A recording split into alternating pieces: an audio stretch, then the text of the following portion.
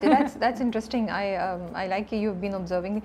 I see that बहुत से actors आते हैं तो क्या नए एक्टर्स पे ये प्रेशर होता है या आप ये प्रेशर फील करती हैं कि या मुझे एक ख़ास किस्म के I have to be careful कि मैं कौन से रोल करूँ, किस तरह के रोल करूँ, I have to be careful कि या सिलेक्टिव कि मेरी स्क्रीन प्रेजेंस कितनी हो कितनी नहीं हो, ये फैक्टर्स हैं रोल सिलेक्शन में जब नया नया आप करियर शुरू करते हैं? आपके लिए थे?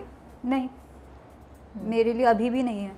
अभी भी a lot of times I say no to lead roles to do the supporting characters. Oh really?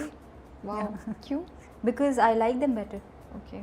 And I feel कि वो कम problematic हैं या नहीं है problematic.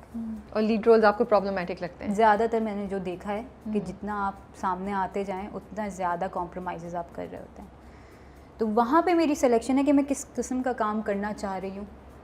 और ये आपने बड़ी इंटरेस्टिंग बात बोली. आप कहेंगे जितना आप मेन लीड पे आएंगे आपको कॉम्प्रोमाइज़ अपने कैरेक्टर या अपनी परफॉर्मेंस या जो भी कॉन्सेप्ट है उस पर, बट ज़्यादा आप सामने आते हैं तो आपकी ज़्यादा सही नहीं होती बिकॉज आप लीड पे कर रहे होते हैं, लोग सुनते हैं. मैं ये सोचती थी जो लिखा गया जैसा लिखा गया वो तो आपको करना है ना.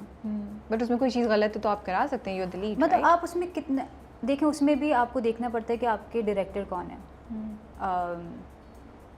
और क्या वो इस बात के लिए तैयार हैं कि आप उनसे डिस्कशन करें और आप स्क्रिप्ट में चेंजेस डिमांड करें. और स्क्रिप्ट जो भी हो आप मतलब आप चाहे जितने भी ताकतवर क्यों ना हो, जितने भी आप उस मकाम पे ना हो कि आप अपनी बात आगे रख सकते हैं, आप 20% से ज़्यादा आप स्क्रिप्ट को नहीं चेंज कर सकते हैं ना. तो अब वो देखना पड़ेगा कि are you willing to take that risk. 80% आप ऐसी बातें कहें जो आप नहीं कहना चाहते. तो सपोर्टिंग रोल में कैसा आपके पास ज़्यादा गुंजाइश है चेंज करने की? आप स्टोरी को लीड नहीं कर रहे होते, आपकी साइड में एक छोटी सी पैरेलल स्टोरी चल रही होती है. और उसमें भी मैं डायरेक्टर्स देखती हूँ अपने. क्या आप करवा सकती हैं बात या नहीं? हाँ, कि वो बात करने वाले लोग हैं, मतलब फिक्स तो नहीं रह जाते, अपने रिजिडिटी तो नहीं है उनमें, तो आप बात कर सकते हैं. बट सफ़र तमाम हुआ कि का जो कैरेक्टर था वो लिखा हुआ ही ऐसा था या कहीं से आपने इंस्पिरेशन ड्रॉ की उसको ऐसे परफॉर्म करने की? Because definitely for you I can imagine कि उसमें एक्साइटमेंट भी होगी और उसमें परफॉर्मेंस का मार्जिन भी बहुत ज़्यादा था. वो लिखा हुआ भी था अच्छा. उसके बाद मैं और शहरज़ाद मिलके हर सीन से पहले I would go up to her और हम सोचते थे कि इसमें और क्या चीज़ें ऐड कर सकते हैं. तो बहुत सारी चीज़ें इम्प्रोवाइज भी थी. उसी वक्त कर देते? उसी वक्त सोचते थे कि अच्छा इस तरह से कर लें. और फिर आफ्टर अ टाइम किसी भी रोल करते हुए आप थोड़े कंफर्टेबल हो जाते हैं. फिर आप because you are thinking along the same lines as the character would, तो फिर चीज़ें कुछ नेचुरली भी आने लगती हैं. आप उसी प्रेमिस में और खेलने लगते हैं. तो वो वाली चीज़ें हुई. फैन रिएक्शन हुआ है कोई अभी तक? लोग पहचानते होंगे अब तो जब आप बाहर जाती हैं. हाँ, इश्किया की वजह से काफ़ी था, उसके बाद नन की वजह से, और अब जो है वो सब आप टीवी पे रूमी मलिक है ना. हाँ, वही. अब तो बहुत ज़्यादा हो रहा होगा है ना. हाँ. तो कोई इतना बाहर जाना ही नहीं हुआ. तो कोई इंटरेस्टिंग वाकया कोई जो सुना सकें? बस कभी कभार इंटरेस्टिंग ये भी होता है कि बेचारे बड़े एक्साइटेडली आते हैं, पिक्चर लेते हैं, फिर कहते हैं कि अच्छा आपका नाम क्या, आप कौन से ड्रामे में आई थी. मैंने कहा यार आप क्यों ले रहे हैं. चलो मैं नहीं कर रहा हूँ. तो ये है कि अब मैं खुद गिनवाऊँ कहाँ कहाँ. बट आई थिंक रूमी के बाद तो अब चेंज हो गया होगा ये. बट इतना बाहर निकलना नहीं हुआ. ओके. तो मुझे नहीं पता. ओके.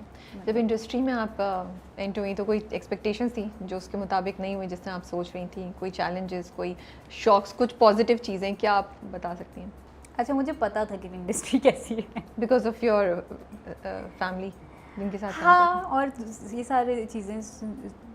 हाँ, तो इतना मेरे लिए कोई इतना अनफेमिलियर टेरिटरी नहीं थी. मतलब मुझे पता था कि कैसी है इंडस्ट्री. क्या पता था आपको कैसी थी इंडस्ट्री? जो चीज़ें बन रही हैं वो तो दिख ही रही हैं. तो वो तो पता था कि अच्छा इसी तरह के रोल्स में एक्सपेक्ट कर सकती हूँ. Okay. There will be nothing out of the blue, out of the box type. पता है कि अच्छा इस तरह से ही चल रही हैं. तो एक तो ये रियलाइजेशन थी.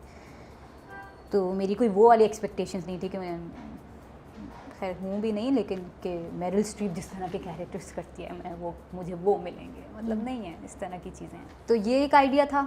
दूसरा मुझे पता था कि प्रोसेस किस तरह का होता है. पता है कि अच्छा रिहर्सल्स इस तरह से नहीं होती हैं, उसका इतना डेडिकेटेड टाइम नहीं होता. ओके. वर्क एथिक भी हमारा काफ़ी बुरा है. कह दूँ मैं ये ऑन कैमरा कि किसी ने तो कहा. In what sense work ethic बुरा है? यार प्री प्रोडक्शन का इतना वक्त नहीं मिलता लोगों को. मतलब मुझे विजिबल डिफरेंस आपको नज़र आता है एक ऐसे सेट में जहाँ पे प्री प्रोडक्शन हुई हो और जहाँ पे नहीं हुई हो।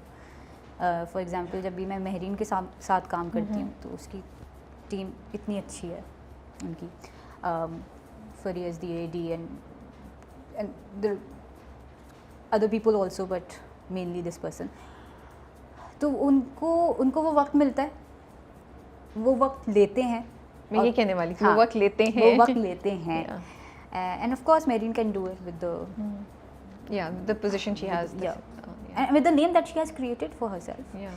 और इसलिए जो है आपको पता होता है कि अच्छा आपका रोल टाइम ये है, आपका रैप टाइम ये है, ये सीन इतने से इतने बजे तक शूट होगा और वो उतने से उतने बजे तक शूट होता है। अदरवाइज ये चीज़ें नहीं हैं। अदरवाइज ये चीज़ें नहीं होती हैं। You on set and then मतलब ऑब्वियसली उनकी भी कोई जो एडीज़ हैं जो काम कर रहे होते हैं, जो क्रू के लोग हैं, उनकी गलती नहीं है, उनको वो वक्त नहीं दिया जाता, लेकिन देना चाहिए। खान अकेडमी, यस, वो कैसे आया? ये कैसे हुआ कि आप वीडियोस अभी भी कर रही हैं? हाँ। Okay, what is it about? So basically Khan academy एक इनिशिएटिव था US का, जहाँ पे वो बाइट साइज्ड मैथमेटिक्स की वीडियोस बनाते थे और सिर्फ आवाज़ होती है उसमें और स्क्रीन होती है। और ये था उन बच्चों के लिए जिनको एक्स्ट्रा सपोर्ट चाहिए, that things that you don't learn in the classroom या उस तरह से नहीं समझ में आ रहा, तो ये एक सप्लीमेंट्री सपोर्ट है। और फिर अब ये इनिशिएटिव ये यहाँ पे लेकर आ रहे हैं कि इसको उर्दू में करें और आगे जाके और रीजनल लैंग्वेजेस में भी करेंगे। It's accessible to all. अच्छा, यूट्यूब पर हैं, मुफ्त हैं, कोई भी देख सकता है। तो उसके लिए it's a very interesting story because they were looking for people with a background in maths, in sciences and in theatre. Oh, it's a weird crossover. मैं वैसे सोच भी नहीं सकती थी कि उनको भी रिक्वायरमेंट ऐसी होगी। I know, मैं भी नहीं सोच सकती थी। लेकिन उनकी रिक्वायरमेंट ये थी क्योंकि ऑफ कोर्स आपको पढ़ाना है और दूसरी ये चीज़ है कि आपकी डिस्पोजिशन, क्योंकि सिर्फ आवाज़ सुनाई दे रही है तो डिस्पोजिशन आपकी अच्छी होनी चाहिए और वो थिएटर ट्रेनिंग से आ जाती है आपकी। तो इसलिए they were looking for such people and then I happen to be there and they were like. तो क्या ऐड में देखा आपने, कैसे आया आपको, कैसे आप तक पहुंचा? नहीं, बीगुल इज़ हेडिंग दिस प्रोजेक्ट। तो उन्होंने आपको एंड बीगुल खालिद साहब को जानती थी। खालिद साहब was also in this project as a language supervisor. तो इन लोगों ने मिल के टीम बनाई, तो उसके लिए भी ऑडिशन गया था। वॉइस ऑडिशन गया था। और क्लासिकल सिंगिंग भी आप सीख रही हैं, उसकी तरफ कैसे सोचा जाने का? बचपन में अगेन अम्मी ने समर कैंप में डाल दिया था आर्ट्स काउंसिल में। वहाँ पे क्लासिकल म्यूज़िक सिखा रहे थे, तो हम वहाँ गए तो मज़ा आने लगा, दिस इज़ इंटरेस्टिंग। फिर मैंने कुछ साल और सीखा। फिर मैं जब नस चली गई तब नहीं सीखा मैंने। जब मैं वापस आई तो खालिद साहब सीख रहे थे।